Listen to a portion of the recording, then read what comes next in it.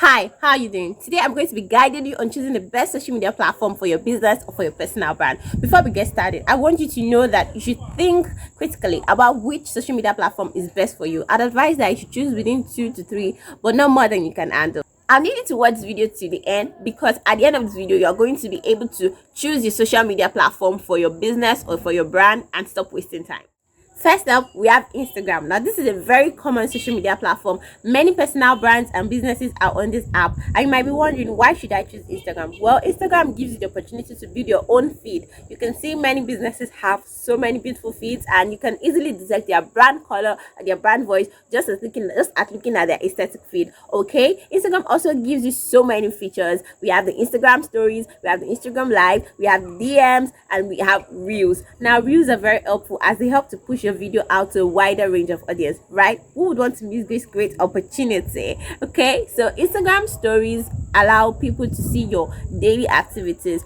People buy from people, so if you're just posting about your business on your feed and people don't get to see who is behind the business, it might not be a very great one. This is where Instagram comes to play and helps businesses grow. Okay, now what I would say is a disadvantage of Instagram is that there is so much competition on it, right? People are very low attention span and they have to just swipe through, so you just have like 5 to 10 seconds to grab people's attention and make sure that they stick to your page and follow you. Moving on to the next social media platform, we have YouTube. Okay, YouTube is a very great search engine and people go there when they want to learn a skill or they want to find out more about something. And YouTube has this advantage: you get to have a very targeted audience. Okay, you know that you're creating content for these certain people and people can easily find you when they're looking for an expert in such a field. All right, YouTube offers both audio and video, so people can hear you and they can see who is behind this certain brand. You get? Okay, so another thing with YouTube is that it offers analytics. Okay, with this analytics, you can find out what is going right in your channel, what is going wrong, what your audience likes, what your audience doesn't like, what your audience wants to see from you. YouTube is so great when it comes to analytics. Now, what I'll call the disadvantage of YouTube is that it is time consuming. If you want to create content, you have to either you batch create or you create spontaneously. Scripting is also very important when it comes to YouTube. You have to write down your script, you have to put on makeup, you have to look good, you have to dress well because people are going to be seeing you. Next on my list of social media platforms is podcasts. Now, I don't personally have a podcast, but I know people that have podcasts and they always say the thing that podcasts are easy to set up, right? Like you just need your microphone and you need to talk to certain people, you need to have a content to what you're going to be telling people about. So podcasts are really great, they're easy to set up, and then you have loyalty on podcasts. When it comes to YouTube, people just want to search for what they need from you. Not many people will even subscribe based on, they just find out what they need and they leave. But when it comes to podcasts, there's this loyalty. You know that certain people are dedicated to your content. All right. Now, the disadvantage of podcasts is that it doesn't have this analytics that YouTube have. So you cannot really find out what your audience likes, what your audience wants. It's only based on reviews. A good thing about podcasts is, if you just get inspiration in the middle of the night, you could just get up and just, record and talk to people. And then you can also chip in ads or services in the middle of your podcast. You can say, oh, hi, I have a product coming up. If you want to get more info about it, check the link. Do you get? So podcast is very, very efficient for some certain businesses or brands. Next up, we have Facebook groups. Now, before I think that Facebook is dead, like who uses Facebook? Like Facebook is for old people and you cannot really get a target audience. Well, I was wrong.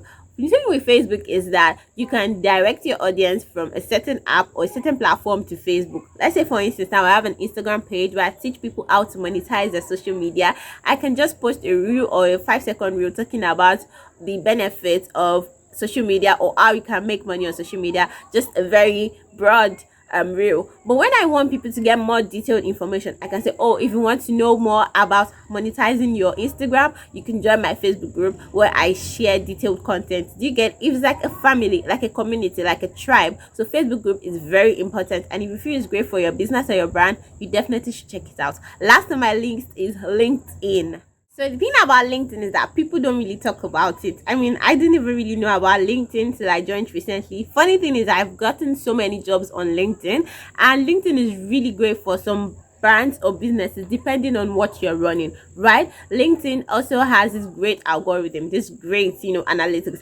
Like you can easily get a notification when someone updates their status or, add something to their bio. You can easily get a notification. So LinkedIn is very great when you want to get notifications, and also great algorithm. It's easy to understand. Now the thing with LinkedIn is that it's basically for professionals. Well, that's how I like to see it as. It's basically for professionals. So if you're a makeup artist, I wouldn't really say LinkedIn is the best platform for you, because it consists more of CEOs, based on people that are into the education, the tech, or the business industry. It's not basically just for anybody. And why I like LinkedIn is that it consists mainly of sophisticated audience. You get, it's not really more of teenagers and mixed audience like Instagram or the other platforms. Is basically for sophisticated audience like the CEOs, the decision makers. So if you feel LinkedIn is great for you, you definitely should check it out. Now there's a disclaimer. I want you to think critically about which platform you're going to be using. Don't say, oh, because Instagram is really flashy, I want to be on Instagram. Think about your ideal audience. Where can I find my ideal audience? Who is my ideal audience? Okay, so you want to subscribe to my channel, because my next video is going to be talking about finding your ideal audience and selling to the right market. Okay, if you love this video, don't forget to give it a thumbs up, and see you in my next video, guys. Bye.